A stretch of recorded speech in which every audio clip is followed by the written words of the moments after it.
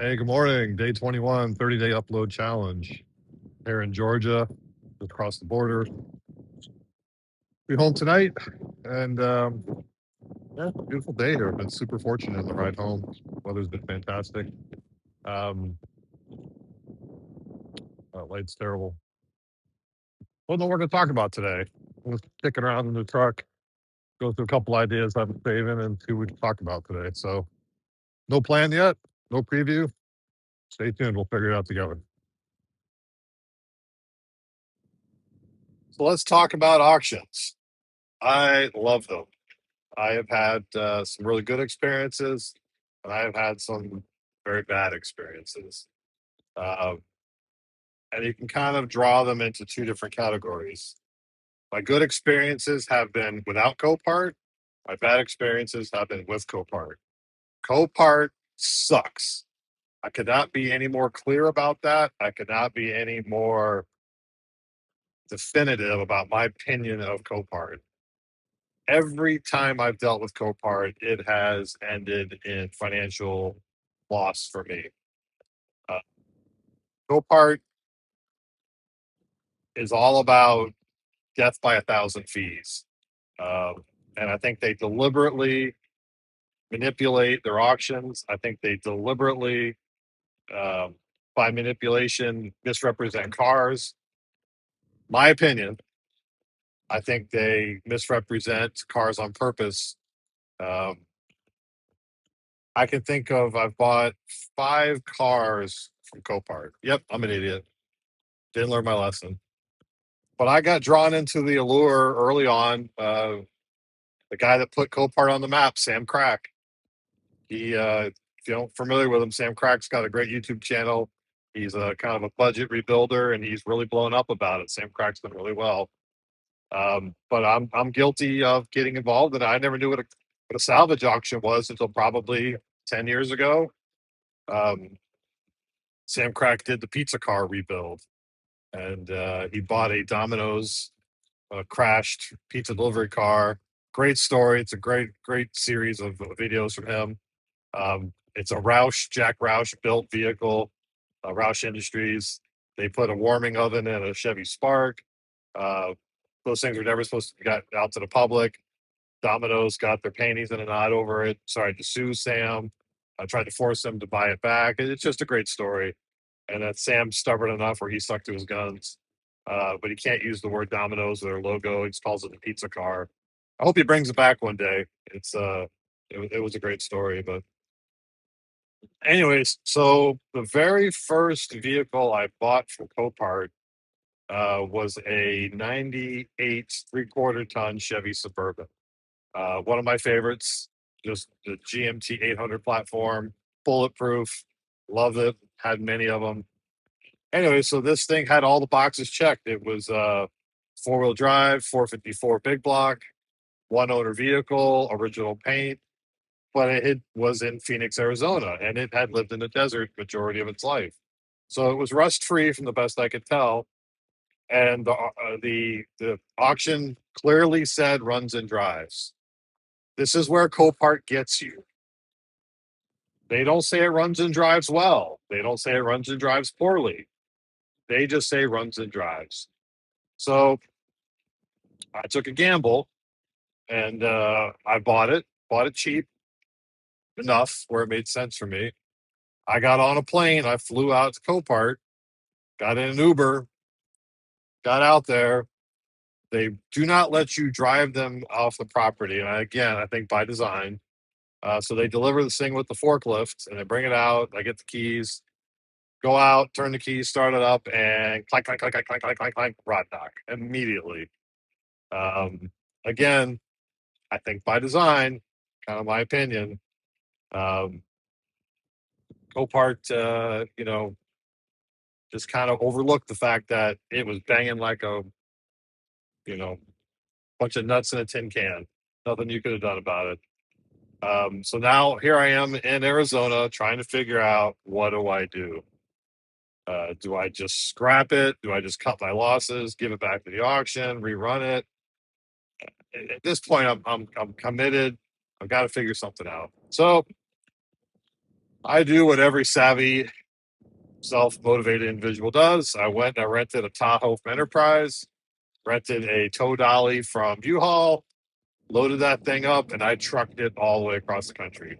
I've got a picture of it somewhere. I'll see if I can dig it up. It was quite the interesting wagon train going home. So got it home, ended up doing an LS swap on it. But just again, having to do all that kind of defeated the purpose of the auction sale. The second vehicle I bought from Copart was a Volkswagen Jetta diesel. I bought it out of a Georgia auction. It was listed as a flood vehicle. And I'd kind of learned the system a little bit with that. There was no flood in the area. USAA the bank will absolutely, the insurance company will write off a vehicle if the carpet's even damp. So this Jetta, and I was kind of able to put the pieces together over the photos, probably had the sunroof seals or drains go bad and water got in the vehicle. So, which was actually the case. So I got up there, I picked it up, it started, it drove, um, moved around, loaded on the trailer, got it sorted out. It did not come with a key. I knew that going in. That was a bit of a challenge. I'll back up on that story. Now I'm thinking about it. It's all coming to light. I loaded it, didn't have a key to load it, got it home, had a key made, had to send the computer out to be de-security programmed, and got it running. Um, Problem with that car was the Jetta diesel has a fuel cooler underneath the passenger's footwell, flat mounted. And when Copart loads it with those giant forklifts, they damage the fuel cooler. I could never figure out why it always stunk like diesel. Forklift damage, they screwed it up. Um, Again, just Copart, not a smooth experience. Uh, After that, I bought a 3/4 ton 2014 high mileage truck. Um, was bought it out of Oklahoma. It was cheap. When I went out there to pick it up, they deliberately took pictures that favored the positive angles of the truck. So you didn't see that there was rust in the rockers.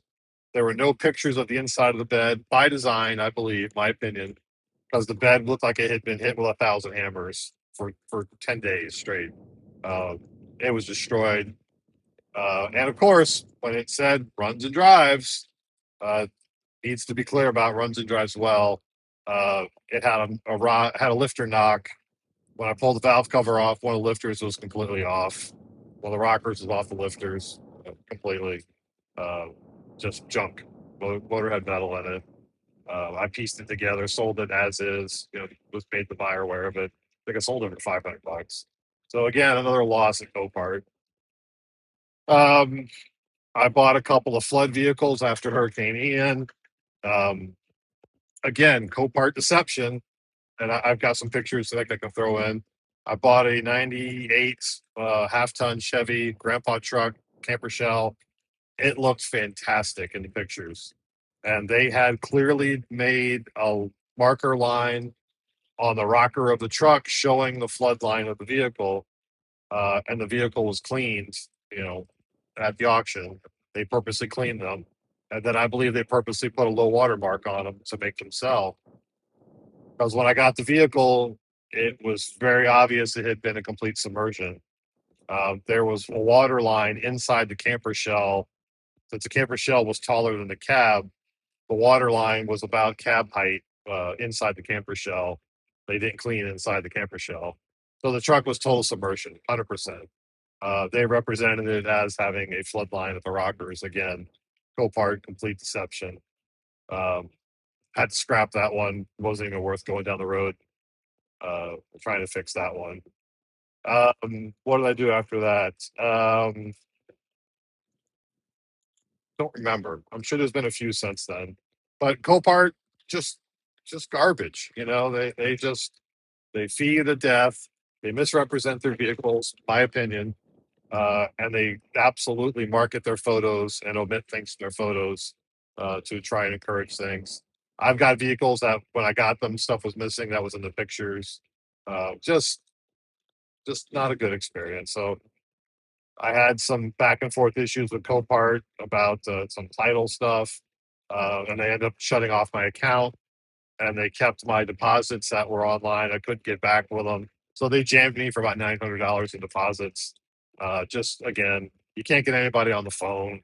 Just miserable to deal with. So positive auctions. I bought some stuff out of IAAI.